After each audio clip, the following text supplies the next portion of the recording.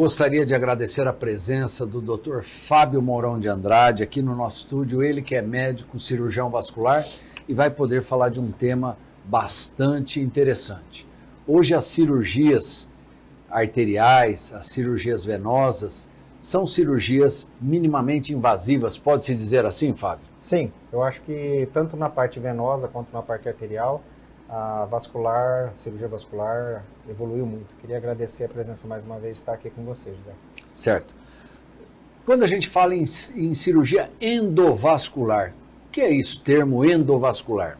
Então, endovascular é um termo, vamos dizer assim, relativamente recente, né? Nos últimos, vamos dizer assim, 15, 20 anos, que começou realmente a crescer cada vez mais essa tecnologia dentro da cirurgia vascular, na verdade, a possibilidade de a gente realizar procedimentos vasculares apenas por cateterismo, só por punção da artéria, sem precisar, ou da veia, né? Sem precisar fazer nenhum corte, nenhuma incisão muito grande para poder abordar aquela região onde você precisa fazer o tratamento.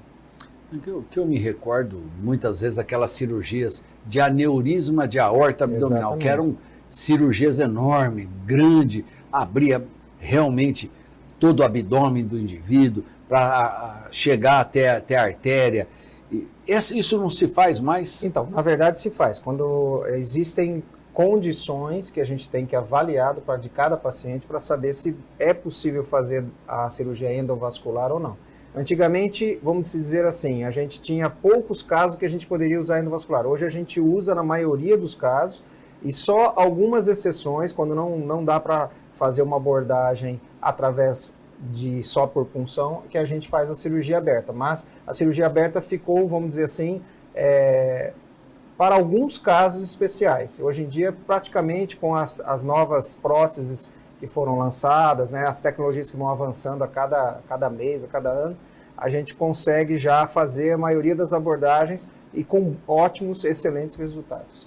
Ô, Fábio, então o que você quer dizer é que essa cirurgia endovascular é como se fosse um cateterismo? Exatamente. Você vai até aquele local com um catéter e resolve por ali. Vai com um fio guia, né? Tem um fio que ele guia até onde você precisa chegar lá, e aí você passa o catéter, a prótese ela vem montada como se fosse dentro de uma caneta bem comprida, né? Então ela vem montada lá dentro. A partir do momento que você viu através do raio-x a posição certa de abrir essa prótese, aí você libera a prótese, ela tem um sistema de liberação que a gente controla aqui por fora, e aí você libera a prótese exatamente onde você quer resolver o problema. Geralmente, não só para aneurismas, tá? Mas também para pacientes com obstruções, com oclusões, né? Aqueles stents, que eram aquelas molinhas pequenininhas que a gente sempre usou no coração, nas coronárias, hoje a gente consegue usar nas artérias das pernas, consegue usar nas veias, tanto das pernas quanto também do abdômen. Então tem vários tipos de material que foram cada vez mais se aperfeiçoando e hoje a gente consegue abordar praticamente todas as artérias e veias do nosso corpo. E isso faz com que diminua muito o risco de uma cirurgia? Diminui o risco da cirurgia, porque geralmente esses pacientes estão sempre associados com pressão alta, né, com problema de história de infarto ou história de derrame, né, do AVC, né?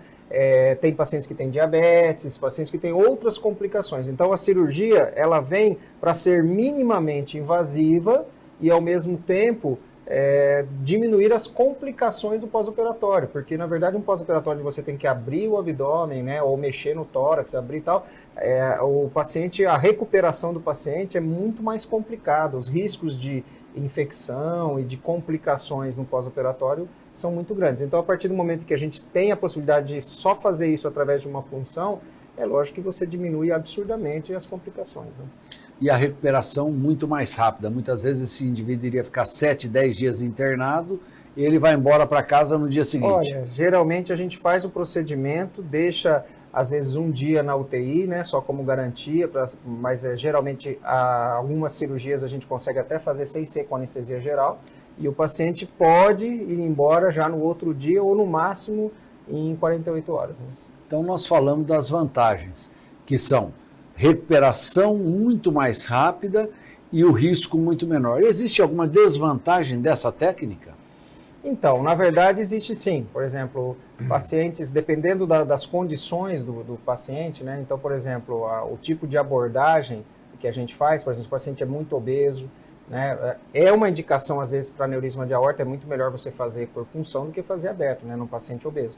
Mas a gente disse algumas restrições em relação ao tipo, aonde a gente vai abordar e como fazer isso nesses pacientes mais complicadinhos. Um deles é a obesidade mórbida, né? Que acaba atrapalhando um pouco o desenrolar, até por causa do tipo de anestesia também que é feito, mas não que seja impossível, mas a gente tem que tomar cuidado com isso. Também pacientes renais crônicos, é muito complicado também, a gente tem que usar muito tato para lidar, porque são pacientes que já têm uma função renal bem prejudicada ou não tem função renal, e como a gente tem que usar, às vezes, materiais de contraste, né, para poder ver a artéria, ver a veia, então isso faz com que a gente possa piorar o quadro dele, né? Se o paciente já for um paciente que está dialisando, vamos dizer assim, a gente tem até uma tranquilidade maior porque a gente pode dialisá-lo logo em seguida.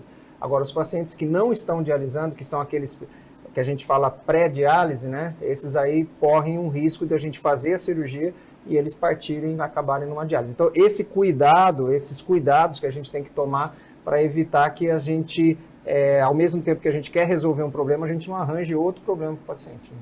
O Fábio, então isso daí seria um stent que é colocado por dentro das artérias. Isso tem uma validade, tem uma durabilidade? Esses stents são como os stents cardíacos, que tem o stent que não é farmacológico, como que é isso? Então, antigamente a gente não tinha stents periféricos farmacológicos. Hoje a gente já trabalha com stents periféricos farmacológicos, com balões farmacológicos, né? Não às vezes só stent, a gente pode usar só o balão, dependendo da situação, aonde você vai mexer na perna, né? E os materiais que são usados, eles são materiais para o resto da vida.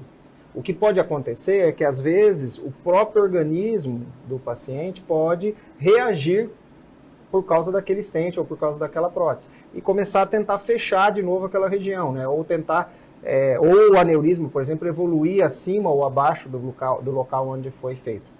Por isso que o acompanhamento seriado desses pacientes para o resto da vida é muito importante. No começo a gente faz o acompanhamento com 30 dias, depois 3 meses, 6 meses e anual. Certo. Fazendo tomografias, né, ou outros exames que forem necessários. Certo. Nós também combinamos hoje de falar sobre a trombose venosa. O que é a famigerada trombose venosa? Então, a trombose venosa é a temida, né, por todos, principalmente aí com a chegada da pandemia e com o Covid, né? Assim, aparentemente a gente sentiu que aumentou bastante esse risco de trombose, até porque o Covid ele não é uma doença só infecciosa, né? Ele é uma doença infecciosa e vascular, né? Ele tem esse componente de fazer microtromboses, né? Principalmente na região pulmonar, né? E a trombose venosa profunda, geralmente ela acontece nos membros inferiores. Ela pode até acontecer nos membros superiores, mas a trombose venosa profunda, que é aquela mais temida, via de regra, que forma o coágulo, esse coágulo pode se desprender e ir para o pulmão, fazendo embolia pulmonar. Essa é a que a gente mais se preocupa em fazer o diagnóstico o mais rápido possível, porque quanto mais rápido a gente faz o diagnóstico, mais rápido o tratamento também é estipulado e as sequelas são bem menores. Porque o que a gente acontece é que se de repente demora para tratar, além do risco de embolia pulmonar, você tem um risco de ter sequelas, ou seja, a perna ficar inchada o resto da vida, ou ficar com aparecimento de manchas e até feridas, né? Formação de úlceras. Né? Então, a trombose seria, na verdade, coágulos que se formam dentro das veias. Não, pode formar dentro das artérias, mas essa trombose venosa, como a gente está falando de trombose venosa, é formada dentro das veias. Exatamente. Por que se forma isso? Então, vários fatores podem acontecer. Um deles, como eu falei, que agora a novidade, né, que seria Covid. Mas, por exemplo, pacientes tabagistas, pacientes que fumam muito, pacientes que não fazem nenhum tipo de atividade física, pacientes obesos, pacientes com uso de hormônios, terapia de reposição hormonal ou anticoncepcional, né, no caso das mulheres. E, por exemplo, traumas, né, traumas graves, por exemplo, uma fratura, ou mesmo cirurgias de grande porte, né, principalmente no joelho, no quadril, podem levar também à formação de trombos. O que na verdade é o trombo? O trombo ele tem 3 fatores principais que provocam o trombo, que na verdade é a lesão na parede do vaso, a coagulabilidade, né, a alteração da coagulação no nosso corpo, né, e relacionado com a estase também, a dificuldade desse sangue fluir na região, né, dentro da veia. Então, esses 3 fatores é que desencadeiam a formação do trombo. Certo. Quais são os sintomas de um indivíduo que está acometido de uma trombose venosa nos membros inferiores? Então, os sintomas geralmente é dor, principalmente as tromboses acontecem muitas vezes abaixo do joelho para baixo, né? E pode acontecer também da virilha para baixo. Mas vamos pensar nos membros inferiores, geralmente o paciente tem muita dor na perna, incha muito a perna, principalmente o pé e a panturrilha, né? A batata da perna, que o pessoal fala, né? E também pode mudar a coloração da pele, geralmente fica mais cianótica, fica mais escura, né? Então esses são os principais sintomas, mas nem sempre a trombose é desse jeitinho, né? Às vezes ela pode, às vezes mascarar, né? Os sintomas podem ser mascarados, porque, por exemplo, se o coágulo se forma só numa parte da veia, não na veia inteira, mas só num pedaço da veia, vamos dizer assim, um segmento, o fluxo do sangue ainda continua passando e a perna não incha tanto. Então, por isso que a partir do momento que você tem uma história de dor na perna, um pouco de edema, associado a algum desses fatores que eu falei anteriormente, você tem que pesquisar. Uma coisa que acontece muito também são pacientes mulheres grávidas, que muitas vezes o edema no membro inferior esquerdo é associado com a compressão do útero, né, na veia ilíaca. Mas a gente não pode descartar a possibilidade de, às vezes, um edema muito abrupto, né, muito repentino, possa ser uma trombose que esteja formando também. Certo. O diagnóstico de certeza desta doença, só pelo exame físico você consegue fazer? Ou existe algum exame que te dá a total segurança de dizer, esse caso é uma trombose venosa? Não. Na verdade, o sintoma, é lógico que o exame físico, a história é fundamental, sem dúvida, né? Não dá para ficar só fazendo exame. Mas o exame complementar que ajuda muito e praticamente fecha o diagnóstico da trombose é o ecodoppler. O ecodoppler colorido venoso dos membros inferiores ou dos membros superiores, no caso daquelas pacientes que fizeram alguma punção venosa ou foram colocar algum soro, alguma coisa, e pode ter evoluído com uma flebite ou uma trombose também. Uma coisa interessante também, Zé, é falar a diferença entre flebite e trombose, porque as pessoas às vezes confundem. Acho que é a mesma coisa. Na verdade, é só a denominação. A tromboflebite, ou flebite, que nem o pessoal fala, é a formação de coágulos dentro das veias superficiais, tanto da perna quanto dos braços, né, ou em qualquer lugar do nosso corpo. E a trombose venosa profunda, ela é nas veias profundas da perna, né, e nas veias profundas dos braços. Então a gente tem que... É só esse diferencial, mas na verdade é trombose da mesma forma, né? Certo. Você falou que o grande perigo dessas tromboses é o tromboembolismo pulmonar. O que é esse tromboembolismo que o pessoal tem tanta preocupação? Isso pode matar? Pode, porque o tromboembolismo pulmonar o que é? É o trombo que se formou geralmente no membro inferior, na perna, ele pode se soltar, porque no começo ele ainda não está sendo tratado, porque a partir do momento que a gente começa a dar um anticoagulante, esse trombo ele estabiliza naquela região, então ele não movimenta mais. Mas enquanto a gente não trata, esse trombo pode soltar e ir para o pulmão, geralmente o primeiro lugar que ele chega, ele passa pelo coração e entra no pulmão, e dependendo do tamanho do trombo, ele pode fechar uma parte grande do pulmão, fazer um infarto pulmonar, né, por dificuldade de fluxo dentro do pulmão. Então, o medo maior é acontecer isso. A gente já... várias histórias que muitas pessoas que nem são médicos já ouviram, de pacientes que às vezes fazem uma cirurgia, levanta para ir no banheiro alguma coisa e acaba tendo uma embolia pulmonar. Então, esse cuidado de fazer uma precaução, ou seja, usar um anticoagulante numa dose mais baixa, antes da cirurgia e depois também, é uma forma de tentar coibir essas embolias pulmonares, que o risco de óbito é muito grande, principalmente em pacientes acima dos 70 anos de idade, né? Então, o grande perigo dessas tromboses venosas é desse trombo se despregar e chuveirar lá para o pulmão e realmente acabar matando a pessoa. Vamos dizer assim, se chuveirar pequenos trombos, microtrombos, ainda a pessoa consegue, vamos dizer assim, recuperar, né? Consegue sobreviver e se recuperar bem. Agora, se forem trombos muito grandes, eles obstruem as principais artérias do pulmão. Aí, às vezes, a pessoa não consegue nem ser socorrida a tempo, né? Certo. Existe algum tratamento para isso? Você falou anticoagulante.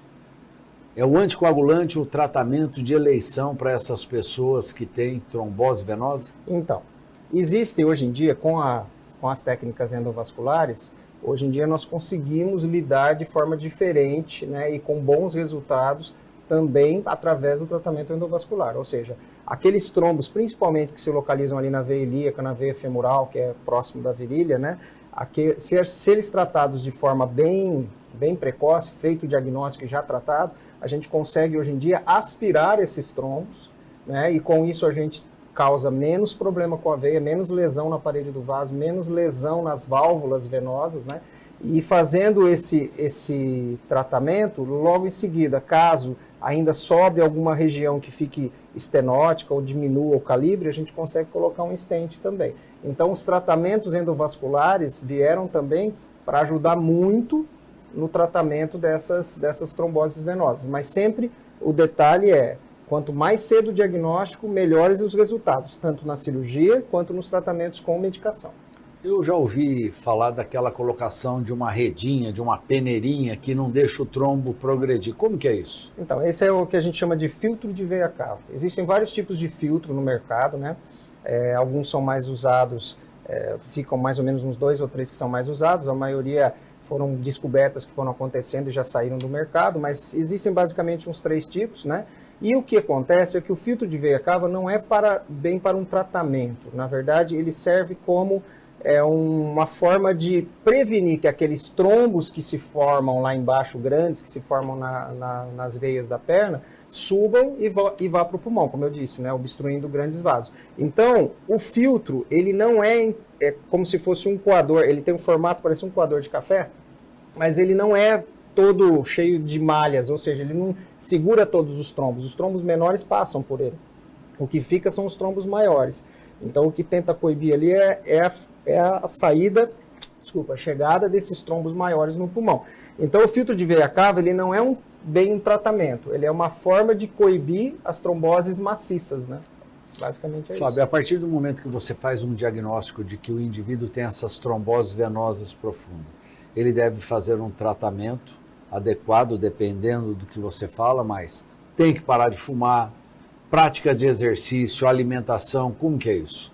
Hoje em dia nós temos medicamentos também com uma evolução muito maior do que a gente tinha anteriormente, porque anteriormente nós tínhamos basicamente o Comadin, o Marevan e o Marcomar, que eram varfarinas, né, do grupo das varfarinas, que faziam com que o sangue ficasse mais fluido, vamos dizer assim, os anticoagulantes orais, né?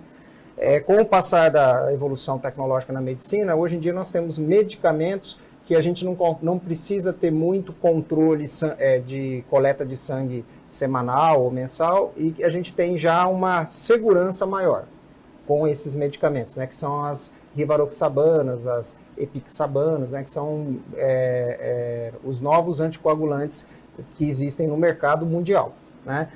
Antigamente era muito caro fazer esse tratamento, hoje os tratamentos também já baixaram bastante o custo para fazer isso, mas usar esse anticoagulante a gente vai usar por um tempo. O que precisa o paciente ter a consciência é de que existem os fatores predisponentes e desencadeantes que têm que ser corrigidos, que nem você falou. Por exemplo, parar de fumar é muito importante. Não adianta também, faz o tratamento com anticoagulante. Parou, vou voltar a fazer tudo que eu estava fazendo antes. Não vou fazer exercício, vou continuar fumando, vou continuar bebendo, vou continuar engordando. Tá? Então, isso realmente tem uma problemática que isso vai, com certeza, ou pelo menos uma grande chance de desenvolver trombose novamente. A gente tem que lembrar que aquela região que aconteceu o trombo, ela ficou machucada, vamos dizer assim, né? Fica uma certa sequela, às vezes pequena, mas que em qualquer situação, vamos dizer assim, de trauma ou de ou uma cirurgia que a pessoa vai fazer, ou uma viagem prolongada, isso também é muito importante falar, porque às vezes a pessoa vai fazer uma viagem de avião para a Europa, ou para um lugar mais longe, e aí não levanta, fica o tempo inteiro sentado, né, não faz uma prevenção, principalmente nas pessoas que já tiveram trombose, elas têm muita chance de desencadear a trombose de novo no próprio voo, né, ou logo após o voo. Aquelas mulheres que fazem uso de anticoncepcional oral têm que parar. Então, o anticoncepcional, a partir do momento que a pessoa teve a trombose, né, a primeira coisa que a gente tem que pensar, lógico, suspender o anticoncepcional, ver se realmente vai ter a necessidade, se não tem outro tipo outra forma, né, de tratar o paciente que não seja usando anticoncepcional. Então a gente geralmente não quer que use mesmo, porque o risco aumenta. Mas a gente não pode esquecer, Zé, que tem uma coisa muito interessante, que é a trombofilia hereditária, que é a tendência que a pessoa tem de desenvolver trombose. Antigamente a gente fazia todos os exames para saber qual era o fator de coagulação que estava deficiente, né, e que estava provocando a trombose. Hoje em dia, a gente, além de fazer isso quando é necessário, a gente também investiga a família, né, os familiares, para saber se existe essa tendência a ter trombose. Então, não é só o anticoncepcional, e sim também a história familiar de cada paciente, né? E geralmente isso ocorre após a 5ª década, é o que é mais acometido, ou pessoas jovens já pode ter? Então, com a chegada do Covid, né, a gente começou a ter a procura, né, de pacientes mais jovens com trombose aumentou um pouco. É lógico que o uso de anticoncepcional acontece no período fértil da mulher, que é um período em que ela está jovem. Então, a gente não pode dizer que a trombose só acontece em pacientes idosos, né? Ela acontece também nos pacientes jovens, nos adultos jovens, mas é mais raro nos adolescentes e nas crianças, né? Então, quando acontece nos adolescentes da criança ou em adultos muito jovens, geralmente você tem que pesquisar essa questão da trombofilia hereditária. Agora, acontece mais no idoso. Por quê? Aí tem esses fatores associados, né? O próprio sedentarismo, né? O próprio tabagismo. Então, a gente tem que, e essas doenças associadas, a gente tem que pensar nisso. O paciente diabético tem maior chance de formar esse tipo de trombose? Então, aí o diabético, ele tem mais chance de formar a trombose arterial. Porque o diabético ele tem microangiopatia, né? Então ele tem tanto a macro como a microangiopatia, né? Que são, na verdade, as doenças que vão entupindo, né? Vão acabando entupindo as artérias distais, principalmente nos membros inferiores. Então a trombose tem mais chance de acontecer na artéria do que nas veias. Mas, vamos dizer assim, um diabético que está descontrolado, está descompensado, né? Que está desestabilizado, vamos dizer assim, ele tem um risco pela própria desidratação que é provocada pela descompensação do diabetes, a estase sanguínea que acontece, então ele tem uma predisposição a desenvolver a trombose se a gente for pensar num diabético descompensado. Agora, um diabético bem compensadinho tudo, contanto que ele faça uma atividade física de rotina, faça uma hidratação, né? Porque hoje em dia a gente sempre cobra muita hidratação, que as pessoas parecem que esquecem de beber água, né? Então, isso é fundamental para que a gente deixe o sangue fluindo, os exercícios, a hidratação. Então, são os cuidados que a gente sempre preza bastante para os pacientes para que eles possam, vamos dizer assim, ou pelo menos prevenir em parte a trombose. Agora, uma coisa que a gente não comentou, desculpa, mas é o uso da meia elástica, né? A meia elástica, para pacientes com varizes, por exemplo, que também tem uma predisposição maior a evoluir com trombose por causa das veias dilatadas, tortuosas, com dificuldade de drenagem, né? Então, quer dizer, esses pacientes com varizes, pacientes idosos que muitas vezes não conseguem mais fazer um tratamento cirúrgico, é fundamental a orientação do uso de meia elástica. Aqueles pacientes também que ocupam algumas posições durante o trabalho, ficam muito tempo sentados ou muito tempo em pé, né? Sem se movimentar, também tem uma maior tendência a ter isso. Exatamente. E aí a meia elástica, noturnos, né? a meia elástica faria um bom trabalho. Ela ajuda bastante porque ela faz aquele mecanismo, ela tenta fazer aquele mecanismo de válvula que as válvulas já não estão conseguindo fazer adequadamente. Então, ela ajuda sim. Só que o pessoal às vezes reclama muito porque ela é quente, ela aperta, é difícil de vestir, né? Se for uma pessoa que já tem uma artrose, né, que já tem uma dificuldade de movimentação, ela precisa de ajuda. Então, a meia ela tem essa dificuldade. Só que hoje em dia, nós temos meias também, evoluímos um pouco nas meias também. Nós temos meias com zíper, tem meia com velcro, né, tem meias que hoje em dia tem outras alternativas que, vamos dizer assim, possibilitam para esses pacientes que têm uma certa limitação usarem meias também. Legal. Eu acredito que nós tenhamos falado aí de uma maneira bem genérica, tanto das cirurgias endovasculares, que enquadra bem também nessas doenças de trombose venosa e também de trombose venosa, mas mesmo assim eu gostaria que você deixasse uma mensagem para o nosso telespectador, Fábio. Agradecer mais uma vez a presença, por estar aqui com você. e, na verdade, orientar os pacientes para eles, na medida do possível, né, sempre procurarem um especialista, o angiologista, né, o cirurgião vascular, que entende bastante do que está fazendo em relação às tromboses, né, tanto arteriais quanto venosas. Então, é fundamental que, a partir do momento que a pessoa fique com dor, que comece a sentir muita dor na perna, ou que veja que está com falta de ar, começa a ter falta de ar, dor no peito, qualquer sensação diferente, né, em relação também aos membros inferiores, procurar um especialista, procurar um médico que trabalhe mais com esse tipo de patologia. Né? Legal. Eu gostaria de agradecer imensamente a presença do Dr. Fábio, agradecer o nosso telespectador e ficar aqui o convite, Fábio, para voltar e vamos falar mais vezes aí de outras doenças vasculares. É importante a gente falar das varizes e alguns outros problemas. E convidá-los para que na semana que vem estejamos juntos aqui para mais um Prevê Saúde. Tchau!